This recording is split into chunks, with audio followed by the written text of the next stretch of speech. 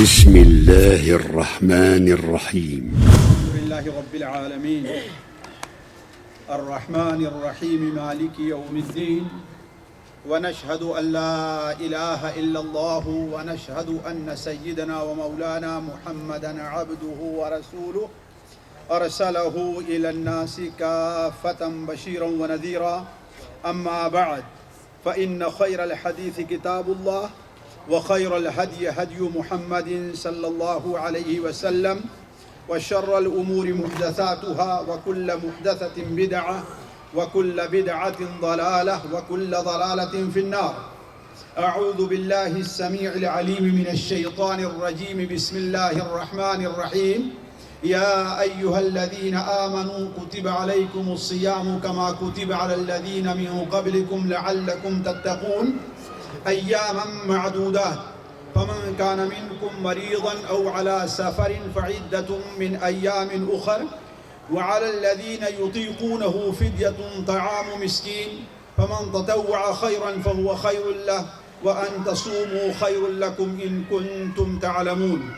سبحانك لا علم لنا إلا ما علمتنا إنك أنت العليم الحكيم.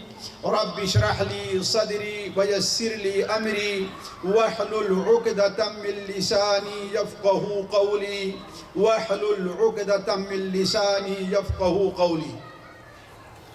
عزیز ساتھیوں، قابل احترام دینی بھائیوں، اللہ تبارک و تعالیٰ کا فضل ہے کہ اللہ تبارک و تعالیٰ ایک بار پھر ہمیں اور آپ کو رمضان المبارک اور اس مبارک مہینے سے مستفید ہونے کی توفیق عطا فرما رہا ہے.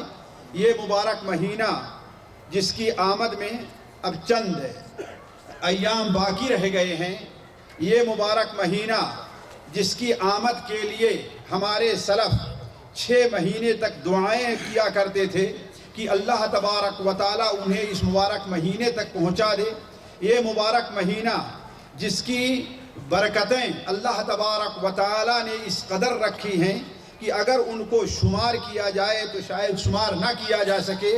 اس مبارک مہینے کی آمد پر ایک مسلمان کا خوش ہونا اور ایک مسلمان کے جذبہ شوق کا ابھرنا یہ ایک فطری چیز اور اس کے ایمان کی نشانی ہے.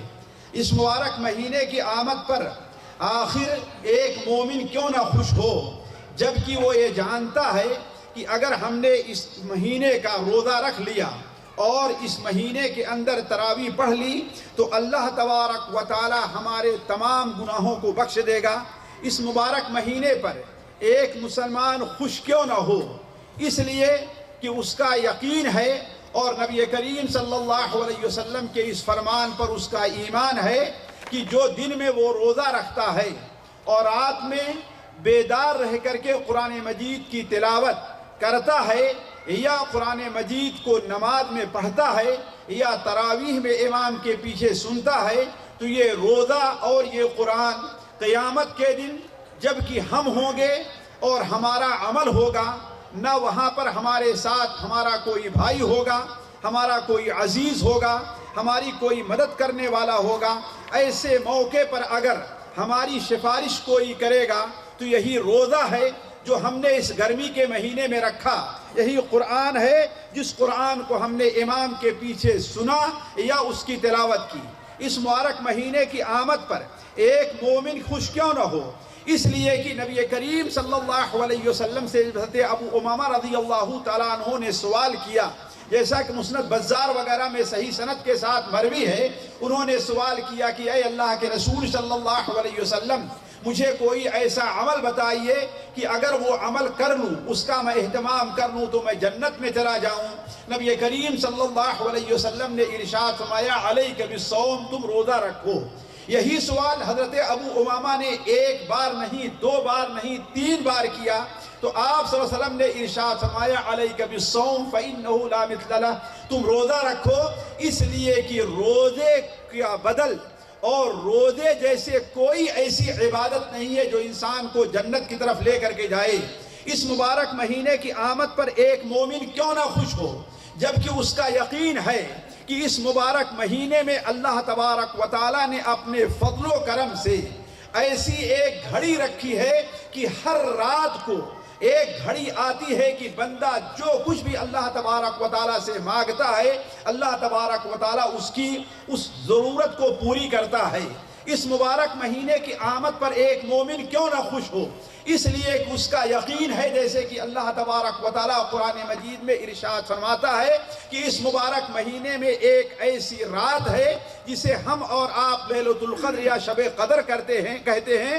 اس رات کو اگر انسان جاگ کر کے اللہ کی عبادت کر لیتا ہے، جس کے اندر آج کل کے موسم میں مشکل سے 7 یا 8 گھنٹہ اس کو لیے 6 گھنٹہ اس کے لیے عبادت کرنے کا موقع ملے گا، اگر یہ 6 گھنٹے 7 گھنٹے 8 گھنٹے یا 10 گھنٹے اللہ تبارک و تعالیٰ کا ذکر کر لیتا ہے تو گویا دنیا کے حساب سے اس نے 83 سال سے زائد ایسی راتوں میں ایسے دنوں میں عبادت کی کہ 1 منٹ اور 1 سیکنڈ کے لیے بھی اس نے اللہ تبارک و تعالیٰ کی نافرمانی نہیں کی۔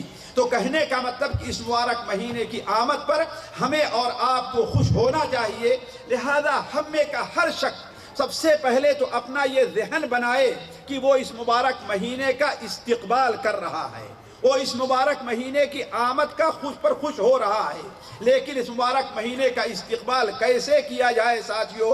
بڑے اختصار کے ساتھ پہلی بات تو یہ ہے کہ آج ہم میں سے بہت لوگ بلکہ عمومی طور پر ہمارا ایسا مزاج ہو گیا ہے کہ رمضان کی آمد پر ہم خائف ہیں، ہمیں خوف ہے، اور باسا اوقات یہ خوف ایک فطری ہے جس پر اللہ تعالیٰ ہمارا مواخذہ نہیں کرے گا، لیکن بسا اوقات یہ خوف ایک ناجائز صورت استعمال کر جاتا ہے۔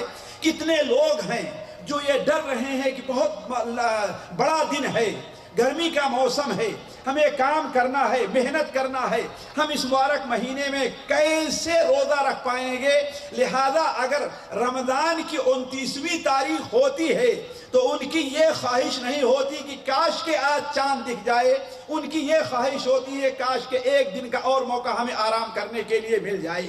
تو ایسا نہیں ہونا چاہیے ساتھیوں، بلکہ اس مبارک مہینے کی آمد کے اوپر خوش ہونا چاہیے۔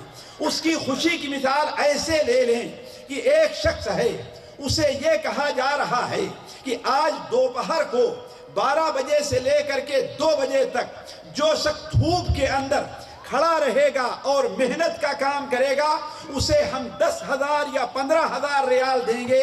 تو ہم میں کا کوئی شخص ایسا نہیں ہے جو اس گھڑی کے آنے کا انتظار نہ کرتا رہا ہو کہ 2 گھنٹے اگر ہم نے تکلیف برداشت کر لی تو ہمیں اتنا پیسہ ملے گا جتنا ہم سال بھر میں بھی نہیں کما سکتے ہیں۔ تو اس کی خوشی ایسے ہونا چاہیے رمضان المبارک کی آمد پر کہ یہ رمضان جو آ رہا ہے اس کی ایک ایک گھڑیاں ہمارے لیے قیمتی ہیں، اور اگر ہم اس کی اہمیت کو جان جائیں تو ہم تمنا کریں گے کہ پورا سال ہی رمضان کے اندر گزر جائے۔ تو پہلی چیز تو یہ ہے ساتھیوں کہ ہمیں اس مبارک مہینے کی آمد پر خوش ہونا چاہیے اور اللہ تبارک و تعالیٰ کا شکر ادا کرنا چاہیے کہ ایک بار اللہ تبارک و تعالیٰ نے اس مبارک مہینے تک بخیر و عافیت اور بصحت و عافیت ہمیں آج پہنچایا ہے، ورنہ کتنے ہمارے ایسے ساتھی ہیں جو پچھلے سال ہمارے ساتھ روزہ رکھتے تھے لیکن آج ہمارے درمیان میں وہ موجود نہیں ہیں۔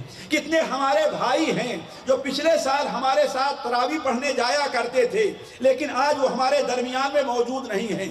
کتنے ہمارے دوست ہیں کہ ان کے ساتھ مل کر کے پچھلے سال تقریباً انہی دنوں میں جبکہ یہی پروگرام ہوا تھا اور پچھلے سال بھی وہ ہمارے ساتھ اس پروگرام میں آیا کرتے تھے لیکن وہ آج ہمارے درمیان موجود نہیں ہے۔ اس پر اللہ تبارک و تعالیٰ کا شکر ادا کرے کہ اللہ تبارک و تعالیٰ نے ہمیں ایک بار پھر اس مبارک مہینے سے مستفید ہونے کا موقع عطا فرمایا ہے۔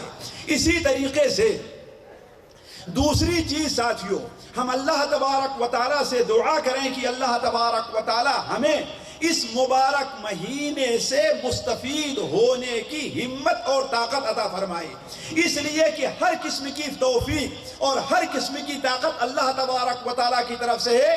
وما تشاءون الا ان یشاء اللہ، تمہارے چاہنے سے کچھ نہیں ہوتا یہاں تک کہ اللہ تعالیٰ چاہ لے۔ یہ دعا کریں کہ جو 2-4 دن رہ گئے ہیں اس شعبان کے مہینے میں، اللہ تبارک و تعالی ہمیں بخیر رکھے۔ ساتھیو، ہم نے اپنی آنکھوں سے ایسے لوگوں کو بھی دیکھا ہے کہ شعبان کی 29ویں تاریخ تھی اور ہمارے یہاں الغاز سے عبدلیہ اور شقرہ کی طرف جو روڈ جاتا ہے بالکل عین سورج ڈوبنے کے وقت ہے، بالکل عین سورج ڈوبنے کے وقت، جبکہ مشرق کی طرف سے شعبان کا مہینہ رخصت ہو رہا تھا اور مغرب کی طرف سے شعبان کا مہینہ آ رہا تھا، بعین ہی عین افطاری کے وقت، عین سورج ڈوبنے کے وقت ایکسیڈنٹ ہوتا ہے اور ہمارے پاکستانی بھائی تھے شاید 2 اور وہ دونوں دنیا سے چلے گئے۔ تو اللہ تبارک و تعالیٰ سے دعا کریں کہ یہ جو 2-4 دن باقی رہ گئے ہیں، اللہ تبارک و تعالیٰ ہمیں خیر و عافیت سے رکھے، اللہ تعالیٰ ہمیں صحت دے، اور جب ہم اس مبارک مہینے کو پالیں تو اللہ تبارک و تعالیٰ ان دنوں سے مستفید ہونے کی ہمیں مکمل توفیق عطا فرمائے۔ تیسری چیز ساتھیوں جس سے عموماً لوگ غافل رہا کرتے ہیں، حالانکہ اسی لیے ہمارے عزیز شیخ یہ مجلسیں منعقد کیا کرتے ہیں کہ اس مبارک مہینے سے متعلق روزے کے کیا احکام ہیں، رمضان کے کیا مسائل ہیں، روزہ کن چیزوں سے ٹوٹ جاتا ہے، روزے میں کن چیزوں سے بچنا چاہیے، یہی چیزیں بتانے کے لیے یہ مجلس منعقد کرتے ہیں۔ تو ہمیں اور آپ کو بھی کوشش کرنی چاہیے یہاں رہ کر کے بھی، یہاں سے جانے کے بعد بھی، کہ رمضان کے مسائل اور رمضان کی اہمیت کیا ہے اسے کتابوں میں پڑھیں یا کم سے کم علماء کی تقریروں سے سن کر کے اسے معلوم کریں۔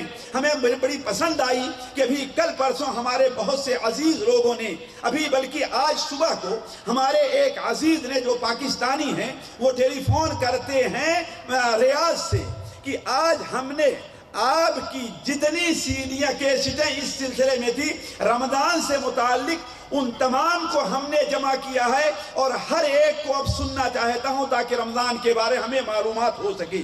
تو ہمیں اور آپ کو اس کا بھی اہتمام کرنا چاہیے کہ ایک مبارک مہینہ آ رہا ہے، اس سے متعلق ہم میں جو کچھ معلومات ہو سکے کتابوں کے ذریعے، کیسٹ کے ذریعے، اہل علم سے پوچھ کر کے، جس بارے میں شبہ ہو ان تمام چیزوں سے متعلق ہمیں اور آپ کو معلومات حاصل کرنی چاہیے۔ چوتھی چیز جو سب سے اہم ہے ساتھیوں، اور جس سلسلے میں عموماً لوگ کوتاہ نظر آیا کرتے ہیں، ہماری بات پہنچ رہی کہ نہیں پہنچ رہی ہے جی؟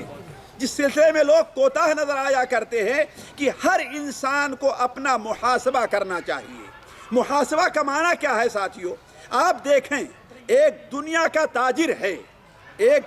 تاجر ہے، جب سال بھر گزر جاتا ہے اور کوئی نیا موسم آتا ہے تجارت کا، تو ایسے موقع پر وہ اپنے پچھلا جو اس کا کاروبار ہے اس کا ایک حساب لگاتا ہے اور مستقبل کے لیے ایک پروگرام بناتا ہے۔ اس کا حساب اس لیے لگاتا ہے کہ آخر پچھلے سال ہمیں جو فائدہ کم ہوا اس کی وجہ کیا ہے، ہمیں فائدہ زیادہ ہوا تو اس کی وجہ کیا ہے، اور اسی روشنی میں اپنا مستقبل اور نئے سال کا پروگرام بناتا ہے۔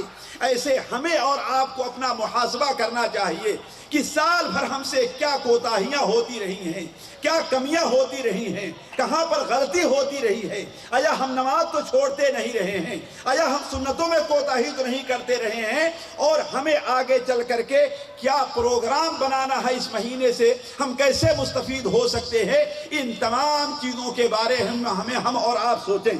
علا کل حال ساتھیوں، یہ باتیں جو میرے سامنے ابھی ذہن میں آئی، میں ان کو طول نہیں دینا چاہتا تھا، اس لیے کہ ہمیں جو شیخ نے ہمارے عنوان دیا ہے وہ یہ ہے کہ ایک روزے دار کو اس مبارک مہینے میں یا اس مبارک مہینے کی آمد پر کن کن آداب کو مد نظر رکھنا چاہیے۔ دیکھیے میرے ساتھیوں، روزہ اللہ تبارک و تعالی کا قرب حاصل کرنے کا بڑا اہم ذریعہ ہے۔ روزے کے اندر اللہ تعالیٰ نے بعض دینی اور دنیاوی وہ فائدے رکھے ہیں جو کسی اور عبادت میں نہیں رکھے ہیں۔ صرف ایک نقطے کے اوپر آپ غور کر لیں کہ اللہ کے رسول صلی اللہ علیہ وسلم کی حدیث صحیح بخاری شریف میں، بلکہ حدیث قدسی ہے کہ اللہ تعالیٰ یہ فرماتا ہے کہ ابن آدم کے جتنے عمل ہیں، ہر عمل کا اللہ تبارک و تعالیٰ نے اس کا کیا اس کی کیا اجرت اور اس کا کیا ثواب ملنے والا ہے اللہ تعالیٰ نے بتا دیا ہے۔ البتہ روزہ ہے جس کا اجر اللہ تبارک و تعالیٰ نے اپنے پاس رکھا ہے۔ تو روزے کا ثواب بہت عظیم ہے اور بہت بڑا ہے۔ روزے کے اہمیت اللہ تعالیٰ کے نزدیک اس سے بڑی اور ساتھیوں ہم کیا تصور کر سکتے ہیں کہ جو بو ہمارے منہ سے نکلتی ہے روزہ رکھنے کی وجہ سے اور معدہ کے خالی ہونے کی وجہ سے، اللہ تبارک و تعالیٰ کے نزدیک وہ اتنی محبوب ہے کہ انسانوں کے نزدیک کستوری اور مشک کی خوشبو بھی اتنی محبوب نہیں رہا کرتی۔ تو روزہ اللہ تبارک و تعالیٰ کا قرب حاصل کرنے کا بڑا اہم ذریعہ ہے۔ اسی لیے اللہ تبارک و تعالیٰ کے جو نیک بندے ہیں، جب اللہ تبارک و تعالیٰ کے سامنے ان کے نامہ اعمال پیش کرنے کا وقت آتا ہے یا اللہ تبارک و تعالیٰ سے خلوت کا موقع ہوتا ہے تو وہ روزہ رکھا کرتے ہیں۔ مثال کے طور پر نبی کریم صلی اللہ علیہ وسلم یہ شعبان کا مہینہ جو گزر رہا ہے، اس مبارک مہینے میں ہمارے نبی بکثرت روزہ رکھا کرتے تھے۔ جب حضرت اسامہ ابن زید نے، جیسا کہ سنن نسائی میں روایت ہے، اس کی وجہ پوچھی تو آپ نے بیان فرمایا چونکہ اس مہینے میں اللہ تعالیٰ کے حضور بندوں کے نامہ اعمال پیش کیے جاتے ہیں، اس لیے میں اس مہینے کا کثرت سے روزہ رکھتا ہوں تاکہ ہمارے نامہ اعمال اللہ تعالیٰ کے حضور پیش ہو تو اس وقت میں روزے سے ہوں۔ اللہ کے رسول صلی اللہ علیہ وسلم پیر کا روزہ اور جمعرات کا روزہ رکھتے تھے اور ہمیں آپ کو رکھنے کی تعلیم دی ہے۔ اس کی وجہ کیا ہے؟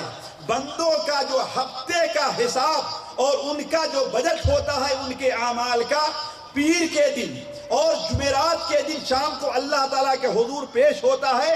اس لیے اللہ کے رسول صلی اللہ علیہ وسلم روزہ رکھتے تھے تاکہ آج اگر ہمارا نامہ اعمال اللہ تعالیٰ کے حضور پیش ہو تو میں اس وقت کیا ہوں؟ روزے سے ہوں۔ بندہ اعتکاف کرتا ہے، اعتکاف کا معنی یہ ہے کہ دنیا کے تمام کاموں سے ہٹ کر کے انسان اللہ تبارک و تعالیٰ سے اپنا لو لگانے کے لیے ایک گوشے میں بیٹھ گیا ہے۔ تو اعتکاف کی صورت میں بھی روزہ کیا ہے؟ مشروع ہے۔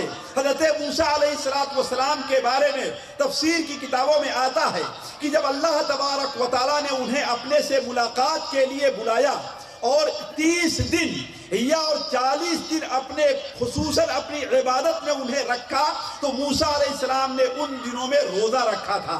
تو اللہ تعالیٰ کے جو نیک بندے ہوتے ہیں، اللہ تعالیٰ سے خلوت کا، اللہ کے سامنے ان کے نامہ اعمال کے پیش ہونے کا جب معاملہ ہوتا ہے تو وہ روزہ رکھتے ہیں۔ اس سے معلوم یہ ہوا ساتھیوں کہ روزہ اللہ تبارک و تعالیٰ کے نزدیک بڑی اہمیت کا حامل ہے اور بڑی محبوب عبادت ہے جو اللہ تعالیٰ پسند کرتا ہے۔ لیکن اس کے لیے اللہ تبارک و تعالیٰ نے کچھ آداب اور اس کے لیے اللہ تعالیٰ نے کچھ سلوک رکھے ہیں، جن آداب اور سلوک کا انسان اگر اہتمام کرتا ہے تو وہ روزہ اللہ تعالیٰ کے نزدیک مقبول اور محبوب اور پسندیدہ ہوگا، اور جو انسان ان چیزوں کا اہتمام نہیں کرتا تو روزہ اللہ تعالیٰ کے نزدیک محبوب اور پسندیدہ نہیں ہوگا۔ ہم میں کا کون ایسا شخص ہے، ایسا بیوقوف ہوگا جو یہ تو چاہے کہ صبح سے شام تک وہ بھوکا رہے اللہ تعالیٰ کے لیے، لیکن شام کو جب روزہ افطار کرے تو اس کی یہ عبادت اللہ تعالیٰ کے نزدیک مقبول نہ ہو؟ شاید کوئی بھی نہیں چاہے گا، کوئی بھی نہیں چاہے گا۔ ہم میں کا ہر انسان چاہے گا کہ ہماری عبادت اللہ تعالیٰ کے نزدیک مقبول ہو۔ تو اگر آپ چاہتے ہیں تو ان آداب کو ملحوظ رکھنا ہوگا، ان حدود کا پاس و لحاظ کرنا ہوگا جو روزے کی مقبولیت کے لیے اور اللہ تعالیٰ کے نزدیک روزے کی قبولیت کے لیے ضروری ہیں۔ ان میں سے بہت سے آداب کا ذکر اللہ کے رسول صلی اللہ علیہ وسلم نے جہاں روزے کی فضیلت اور روزے کی اہمیت بیان فرمائی ہے، وہیں پر ان آداب کی طرف اور ان حدود کی طرف اشارہ فرمایا ہے۔ مثال کے طور پر نبی کریم صلی اللہ علیہ وسلم کی وہ حدیث جو حضرت ابو ہریرہ سے صحیح بخاری اور صحیح مسلم کے اندر صحیح سند کے ساتھ مروی ہے، نبی کریم صلی اللہ علیہ وسلم نے ارشاد فرمایا فَإِذَا كَانَ يَوْمُ صَوْمِ أَحَدِكُمْ، جب تم میں سے کسی کا روزے کا دن ہو، یعنی اس دن بندہ روزہ ہے تو فَلَا يَرْفُثْ، اس دن بندہ کوئی شہوت کی بات نہ کرے ولا یسخب، اور شور شرابہ نہ کرے. یعنی اگرچہ شور شرابہ کرنا دوسرے دنوں میں اس کے لیے کچھ مہلت ہو سکتی ہے، لیکن روزے کی حالت میں وہ انسان ایسا نہ کرے. بلکہ اگر کوئی انسان اسے گالی دیتا ہے، حالانکہ اسے اجازت ہے کہ گالی کا بدلہ گالی سے دے، اسے اجازت ہے کوئی انسان برا بھلا کہے تو اسے برا بھلا کہے، لیکن یہ اجازت نہیں ہے کہ روزے کی حالت میں ہے تو اپنے گالی کا بدلہ انسان اس سے لے لے. تو اللہ کے رسول نے ارشاد فرمایا اگر اس سے کوئی آدمی گالی دیتا ہے یا کوئی آدمی اس سے قتال کرنا چاہتا ہے تو وہ کہے کہ بھائی میں روزے سے ہوں، میں روزے سے ہوں. اسی طریقے سے نبی کریم صلی اللہ علیہ وسلم نے ایک جگہ، جیسا کہ مسند احمد کے اندر حضرت ابو سعید خدری کی روایت ہے جسے امام ابن حبان رحمہ اللہ اور مسند احمد کے محققین اس حدیث کو قابل حجت قرار دیتے ہیں، آپ صلی اللہ علیہ وسلم نے ارشاد فرمایا من صام رمضان وعرف حدودہ ويتحفظ مما كان ينبغي له ان يتحفظ کفر ما قبلہ. جو شخص نے رمضان کا روزہ رکھا یا جس شخص نے روزہ رکھا، رمضان کا روزہ رکھا اور اس کی حدود جو ہوتے ہیں روزے کے، ان حدود کا پاس لحاظ رکھا، کس جگہ سے روزہ رکھنا ہے، کہاں ختم کرنا ہے، روزے کی حالت میں کیا کام کرنے ہیں اور کیا کام نہیں کرنے ہیں، ان چیزوں کا پاس لحاظ رکھتا ہے اور روزے کی حفاظت جن چیزوں سے ہونی چاہیے ان چیزوں سے روزے کی حفاظت کرتا ہے تو اللہ تبارک و تعالیٰ اس روزے کو اس کے گناہوں کا کفارہ بنا دے گا. معلوم یہ ہوا کہ روزہ بندے کے گناہوں کا کفارہ اس وقت بنے گا جب روزے کے حدود اور آداب کا پاس و لحاظ رکھا جائے گا. اس لیے میں آپ کے سامنے ساتھیوں چند وہ حدود رکھتا ہوں جلدی میں تاکہ ہم اور آپ اس کا اہتمام کریں، یہ دعا کرتے ہوئے کہ اللہ تبارک و تعالی ہمیں اور آپ کو ان حدود کے پاس لحاظ رکھنے کی توفیق عطا فرمائے اور اللہ تعالی ہمارا اور آپ کا روزہ قبول کرے. دیکھیے وہ آداب جن آداب کا پاس و لحاظ رکھنا ایک روزے دار کے لیے ضروری ہے، وہ آداب دو قسم کے ہیں.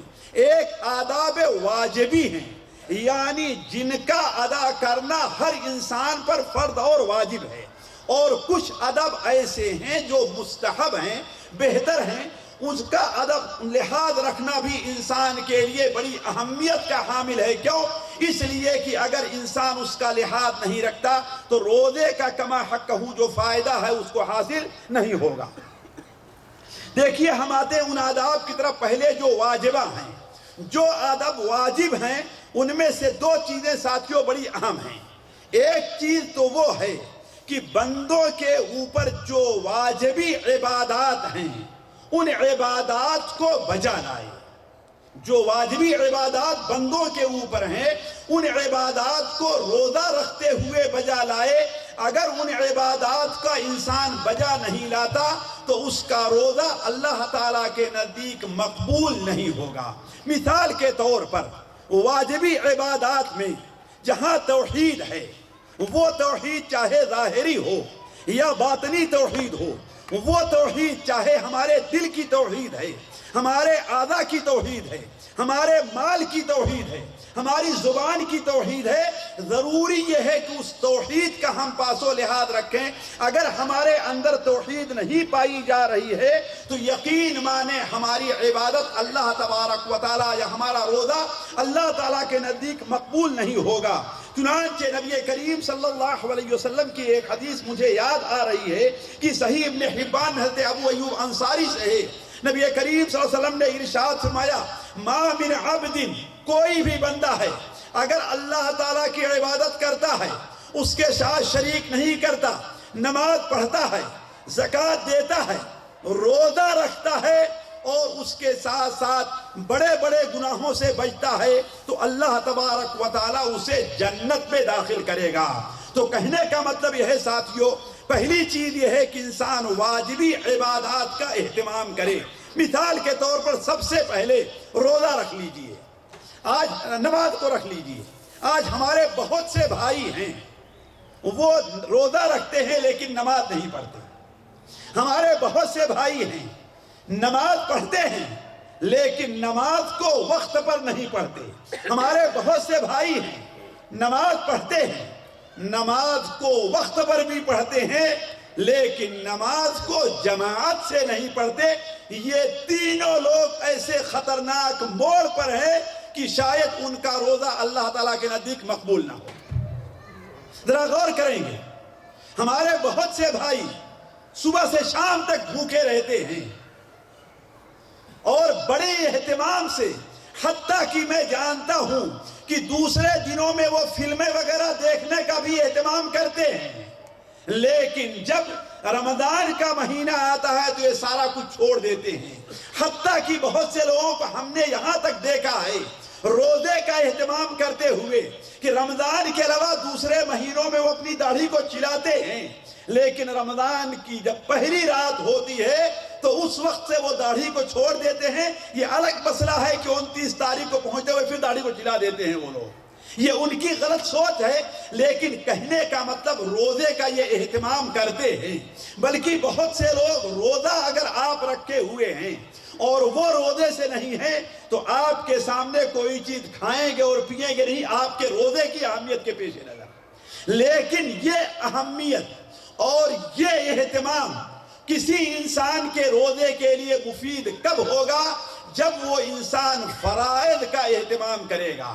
اگر وہ انسان روزہ رکھتا ہے لیکن نماز نہیں پڑھتا تو خطرہ یہ ہے کہ اس کا یہ روزہ بھی اللہ کے نزدیک مقبول نہیں ہوگا. بلکہ یہ کم علم جس نتیجے پر پہنچا ہے کہ جتنی عبادتیں بندے کے اوپر فرض قرار دی گئی ہیں وہ عبادتیں ظاہرہ ہیں یا باطنہ ہیں, وہ عبادات واجبات میں ہیں یا غیر واجبات میں ہیں. اگر انسان توحید کے ساتھ نماز کا پابند نہیں ہے تو اس کی کوئی عبادت اللہ تعالیٰ کے نزدیک مقبول نہیں ہے. نہ اس کی زکوٰۃ مقبول ہوگی, نہ اس کا روزہ مقبول ہوگا, نہ اس کا حج مقبول ہوگا. یہ دلیل ہم نے کہاں سے لی ہے؟ وہ حدیث ہے جو صحیح بخاری اور صحیح مسلم میں حضرت عبداللہ ابن عباس سے مروی ہے. نبی کریم صلی اللہ علیہ وسلم نے حضرت معاذ ابن جبل کو دین کی تبلیغ کے لیے یمن کی طرف روانہ فرمایا اور آپ نے ان سے کہا کہ دیکھو تم ایسی قوم کے پاس جا رہے ہو جو اہل کتاب ہیں, سوچ کر کے جانا اہل کتاب علم والے ہیں, وہ تم پر اعتراضات کریں گے, ان کا جواب تم کیسے دو گے یہ سوچ کر کے جانا. سب سے پہلے انہیں جس بات کی طرف دعوت دینی ہے وہ کلمہ لا الہ الا اللہ محمد الرسول اللہ ہے. اس کا اقرار کر لیں. اگر وہ اس کلمے کا اقرار کر لیتے ہیں تو ان سے یہ کہنا کہ اللہ نے تمہارے اوپر 5 وقت کی نماز بھی فرض کی ہے. معلوم کیا ہوا ساتھیوں کہ نماز اس شخص کے اوپر فرض ہے جو پہلے کلمہ شہادت کو پڑھ کر کے مسلمان ہو جائے. اگر مسلمان نہیں ہوتا تو اس کے اوپر نماز. یہ الگ مسئلہ ہے کہ آیا قیامت کے دن اس سے اس نماز کا مطالبہ ہوگا کہ نہیں ہوگا. بعض علماء کہتے ہیں جن میں ہمارے شیخ ابن عثیمین رحمہ اللہ ہے کہ قیامت کے دن اس کا بھی مطالبہ ان سے ہوگا نماز کا. یعنی دنیا میں انہیں نماز پڑھنے کے لیے نہیں کہا جائے گا, لیکن قیامت کے دن اللہ تعالیٰ اس کا مطالبہ ان سے کرے گا. اور یہ استدلال کیا ہے شیخ نے سورہ الدہر کی اس آیت سے قالوا لم نک من المصلین کہ ہم نماز نہیں پڑھتے تھے. یعنی مجرموں سے جو سوال ہوگا کہ تم جہنم میں کیوں آئے تو سب سے پہلا عذر پیش کریں گے کہ ہم نماز نہیں پڑھتے تھے. علی کل حال نماز اس شخص کے اوپر فرض ہے جو لا الہ الا اللہ رسول اللہ کا اقرار کر لے. آپ نے فرمایا اگر وہ نماز پڑھنے لگیں, آپ نے یہ نہیں کہا کہ اگر لا الہ الا اللہ محمد رسول اللہ کے اقرار کر لیں تو ان کے اوپر 5 وقت کی نماز فرض ہے اور انہیں اپنے مال میں زکوٰۃ دینا ہے. آپ نے یہ نہیں فرمایا.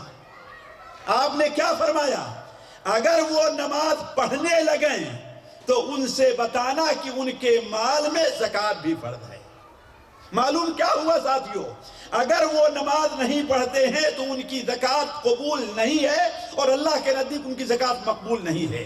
تو ہم نے جو کچھ سمجھا ہے وہ یہ ہے کہ اگر انسان شہادتین کے اقرار کے بعد نماز نہیں پڑھتا ہے اور پانچوں وقت کی نماز نہیں پڑھتا ہے اور پانچوں وقت کی نماز وقت کی پابندی کے ساتھ نہیں پڑھتا ہے تو اس کی کوئی دوسری عبادت، روزہ ہے، زکوٰۃ ہے، حج ہے، اللہ تعالیٰ کے نزدیک مقبول نہیں ہے، خواہ ہر مہینے وہ عمرہ کرنے جایا کرے، یہ اس اللہ کے نزدیک مقبول نہیں ہے۔ تو کہنے کا مطلب ساتھیوں، پہلی عبادت جو واجبی ہے وہ نماز ہے، اور نماز ضروری ہے کہ نماز 5 وقت کی پڑھی جائے، ضروری ہے کہ نماز وقت پر پڑھی جائے۔ ہمارے بہت سے بھائی ہیں نماز پڑھتے ہیں 5 وقت کی اور روزہ رکھتے ہیں، لیکن کب فجر کی نماز پڑھیں گے؟ کب؟ جب سورج نکلنا شروع ہو جائے گا تو۔ کیوں؟ اس لیے کہ 1 بجے تک، 12 بجے تک، 2 بجے تک وہ ڈیوٹی دیتے رہے۔ اب ڈیوٹی سے آئے ہیں، بھوک لگی ہوئی ہے، سحری کھائے، اب اگر بیدار رہتے ہیں تو 3-4 گھنٹے ان کو بیدار رہنا پڑتا ہے، لہذا کیا کرتے ہیں؟ سحری کھائے اور لمبے ہو گئے اور سو گئے۔ کیا کہتے ہیں؟ چلو جب بیدار ہوں گے 8 بجے، 9 بجے، 10 بجے دوبارہ ڈیوٹی کے لیے تو ہم نماز کو پڑھ لیں گے۔ ایسے لوگوں کی نماز اللہ تعالیٰ کے نزدیک مقبول ہی نہیں، بلکہ ایسے وہ نمازی ہیں جن کے اوپر اللہ تعالیٰ ویل کی دھمکی دے رہا ہے۔ فویل للمصلین، ایسے نمازیوں کے لیے ویل تباہی ہے، بربادی ہے، بلکہ ویل کو جہنم کی ایک گھاٹی بھی قرار دیا گیا ہے۔ یعنی نماز تو پڑھتا ہے لیکن کہاں جائے گا؟ جہنم میں جائے گا۔ آخر وہ کون شخص ہے؟ اس کی تفسیر حضرت سعد بن ابی وقاص رضی اللہ عنہ بیان فرمائی، جیسا کہ ان کے بیٹے حضرت مصعب مسند ابو یعلا کے اندر یہ روایت صحیح سند کے ساتھ مروی ہے کہ انہوں نے کہا، ہم نے اپنے باپ سے پوچھا، اے ابو جان، اللہ تعالیٰ فرماتا ہے فویل للمصلین، تباہی ہے نمازیوں کے لیے، وہ نمازی جو اپنی نماز میں غفلت برتتے ہیں۔ تو ہم میں کا کون شخص ہے جو نماز میں بھولتا نہیں ہے؟ وہ یہ سمجھے نماز میں جو انسان کو سہو لاحق ہوتا ہے یہ مراد ہے۔ کہا بیٹے یہ مراد نہیں ہے، اس سے وہ شخص مراد ہے جو نماز کا بیٹھا انتظار کرتا رہتا ہے، اپنے کام میں مشغول رہتا ہے، یہاں تک کہ نماز کا وقت نکل جاتا ہے اور پھر نماز کو پڑھتا ہے، تو ایسا شخص ہے جسے ویل کی دھمکی دی گئی ہے۔ تو کہنے کا مطلب یہ ہے ساتھیوں، پہلا واجبی ادب یہ ہے، اگر ہم چاہتے ہیں کہ ہمارا روزہ اللہ تعالیٰ کے نزدیک مقبول ہو تو ہم نماز کی پابندی کریں۔ اور نماز کی پابندی کیسے؟ 5 وقت کی نماز اس کے وقت پر پڑھیں، اور صرف اس کے وقت ہی پر پڑھنا نہیں ہے بلکہ اس کے لیے ضروری یہ ہے کہ ہم اور آپ جماعت سے نماز پڑھیں۔ کیوں؟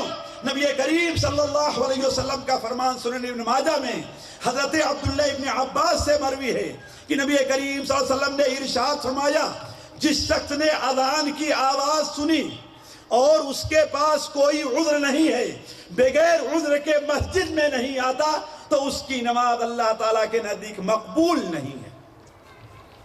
ایسا شخص جو گھر پہ نماز پڑھتا ہے لیکن جماعت میں حاضر نہیں ہوتا، ایسے شخص کو صحیح بخاری شریف میں حضرت ابو ہریرہ کی روایت ہے کہ ایسے شخص کو اللہ کے رسول نے منافق قرار دیا ہے کہ سب سے بھاری نماز منافقین کے اوپر، مسلمانوں پر نہیں، مومنوں پر نہیں، منافقین پر سب سے بھاری نماز کون ہے؟ فجر کی نماز اور عشاء کی نماز ہے۔ اور اگر انہیں معلوم ہو جائے کہ آج نماز پڑھنے جائیں گے تو بکری کی ایک ٹانگ ملے گی، بکری کی ٹانگ تو ساتھیوں بڑی مہنگی ہوگی، 50، 60، 100 ریال کے ہو سکتا ہے وہ۔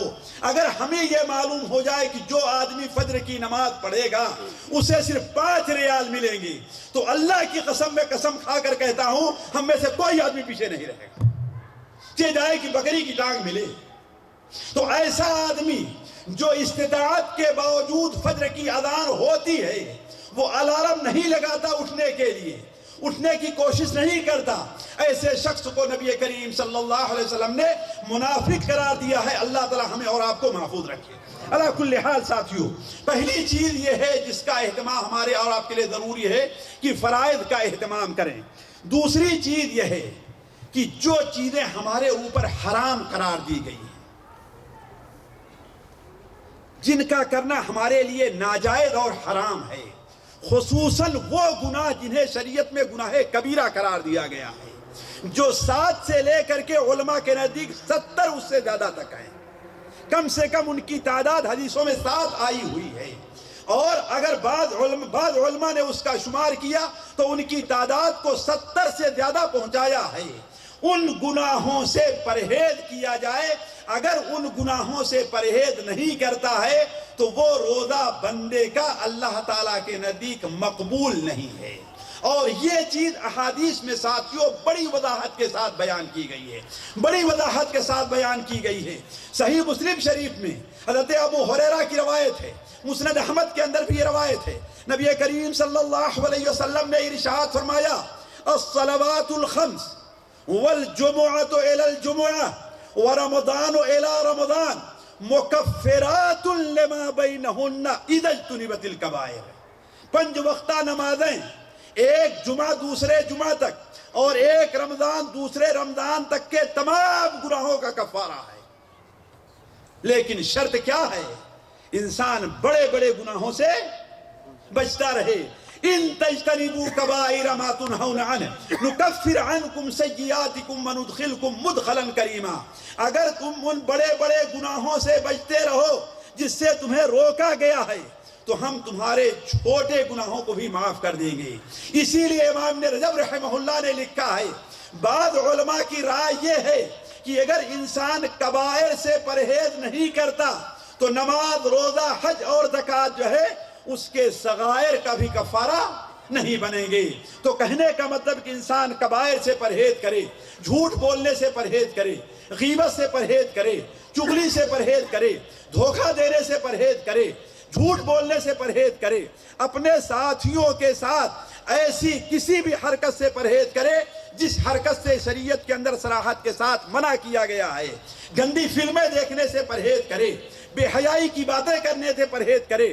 یہ ایسی چیز ہے جس کی وضاحت حدیث کے اندر بڑی صراحت کے ساتھ آئی ہے اور ان سے منع کیا گیا ہے. چنانچہ اللہ کے رسول صلی اللہ علیہ وسلم کی حدیث صحیح بخاری شریف میں حضرت ابو ہریرہ سے مروی ہے کہ آپ صلی اللہ علیہ وسلم نے ارشاد فرمایا من لم يدع قول الزور والعمل به, جو شخص جھوٹ بولنا اور جھوٹی باتوں کے مطابق عمل کرنا نہیں چھوڑتا ہے تو اللہ تعالیٰ کو اس کے بھوکے پیاسے رہنے کی ضرورت نہیں ہے.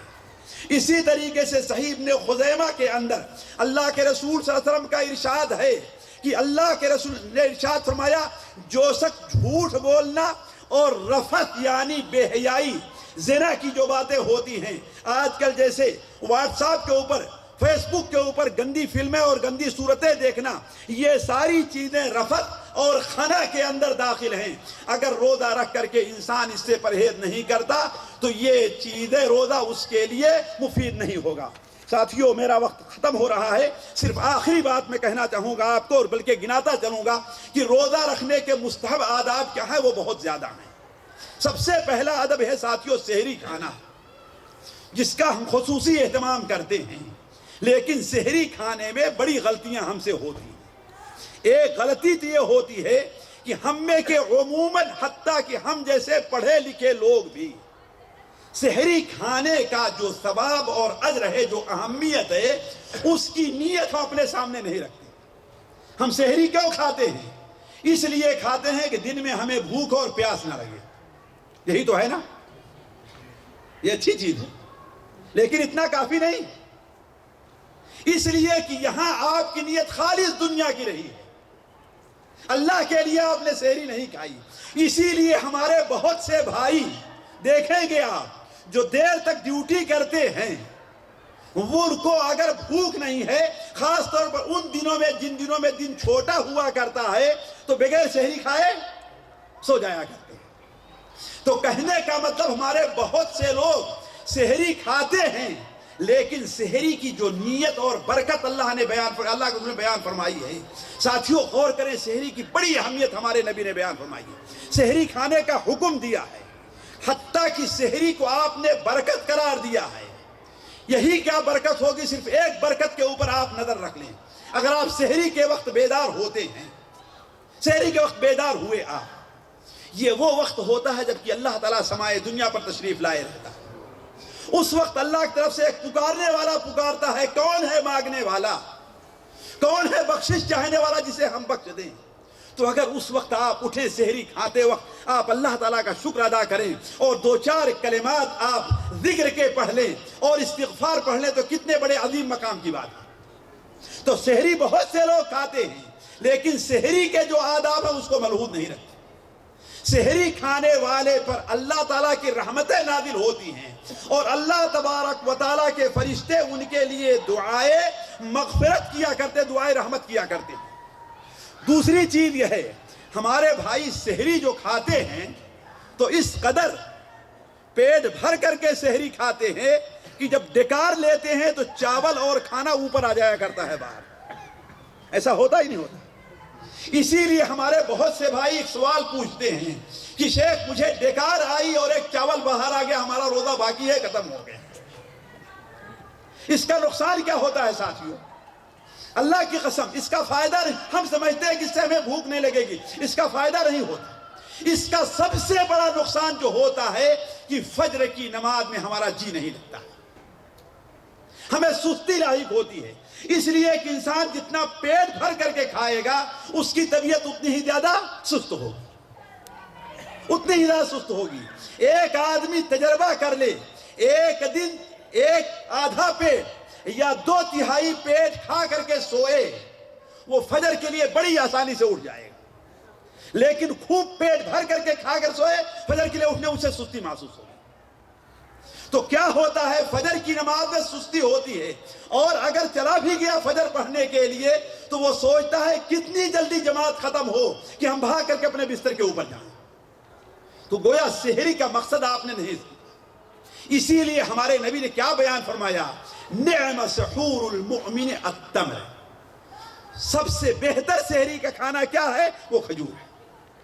تو اعلیٰ کہنے کا مطلب ہے کہ ہمارے بہت سے بھائی سحری کے اندر اس طریقے سے غلطی کرتے ہیں۔ تیسری چیز یہ ہے جو غلطی ہوتی ہے، سحری کھانے کے وقت اول اور آخر کی پابندی نہیں کرتے۔ ہمارے بہت سے بھائی سحری کو آدھی رات کے بعد ہی کھا لیا، 2 بجے کھا لیا، 3 بجے کھا لیا۔ آج کل خیر 3 بجے تو کوئی اچھی چیز ہے، لیکن جب رات لمبی ہوتی ہے تو کیوں؟ اس لیے کہ انہیں سونا رہا کرتا ہے۔ تو یہ سحری کھانا نہیں ہے۔ اصل سحری کا وقت کیا ہے ساتھیوں؟ سحر، فجر سے بھور کا جو وقت ہوتا ہے فجر سے پہلے کا، وہ سحری کا وقت ہے۔ اور دوسرے ہمارے بھائی یہ غلطی کرتے ہیں کہ روزانہ سحری کھاتے کھاتے ان کی اذان ہو جایا کرتی، اور ہمارے کچھ بھائیوں نے فتویٰ بھی دے دیا ہے کہ اذان ہوتی رہے کھاتے رہو، اذان ہوتی رہے کھاتے رہو۔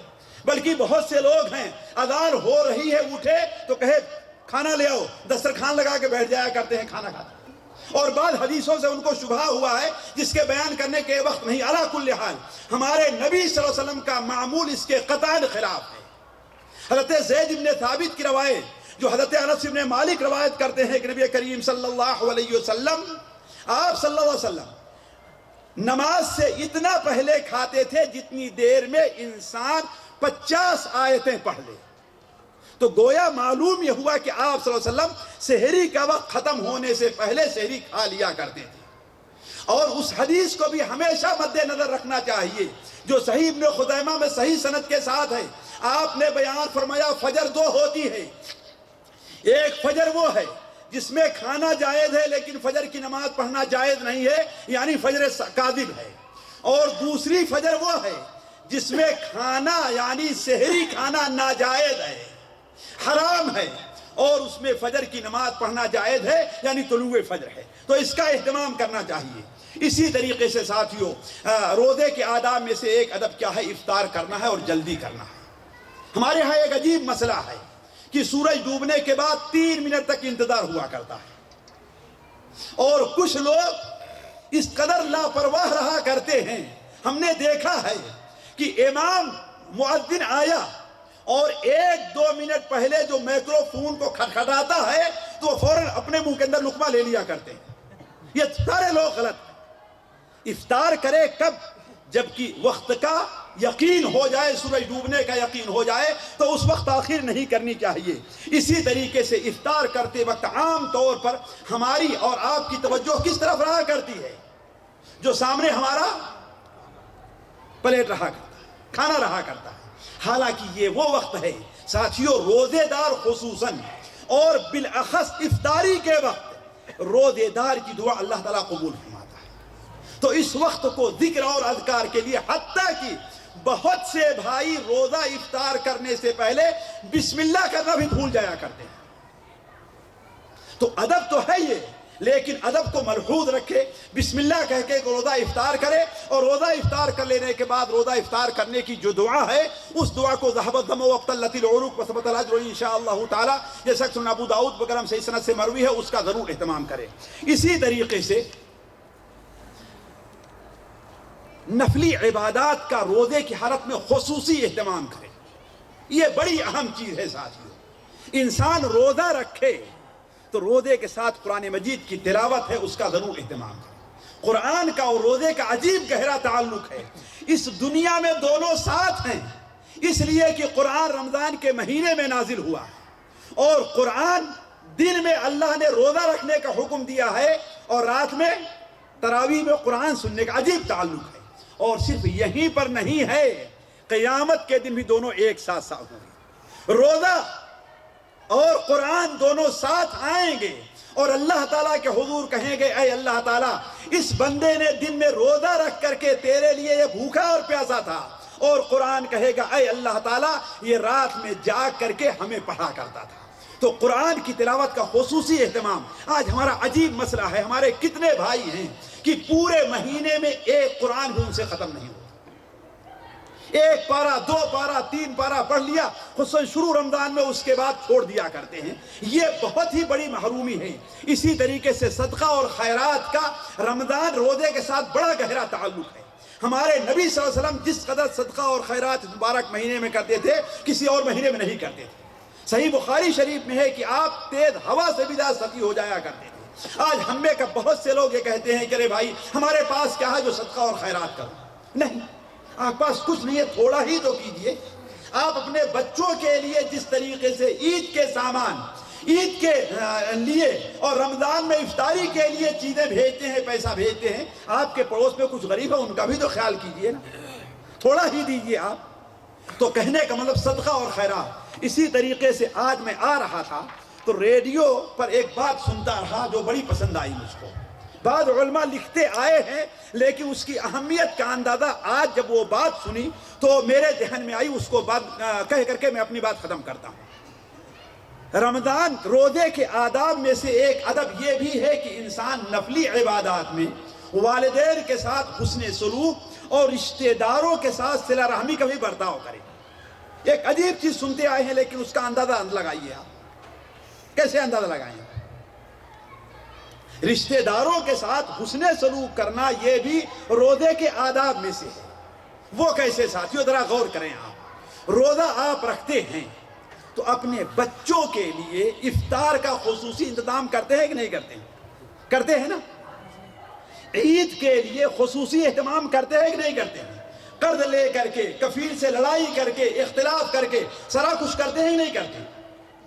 تو اگر آپ یہی کام اپنے رشتہ داروں کے ساتھ بھی کریں تو آپ کی پھوپھی ہو سکتا ہے، آپ کے ماموداد بھائی ہوں، آپ کے چچے داد بھائی ہوں، ہو سکتا ہے کہ وہ سعودیہ میں نہ ہوں، ان کا باپ سعودیہ میں نہ ہو جس طریقے سے آپ سعودیہ کے اندر ہیں، ہو سکتا ہے روزی میں ان کی وہ وسعت نہ ہو جو آپ کے بچوں کے لیے آپ نے وسعت کر رکھی اللہ کے فضل و کرم سے۔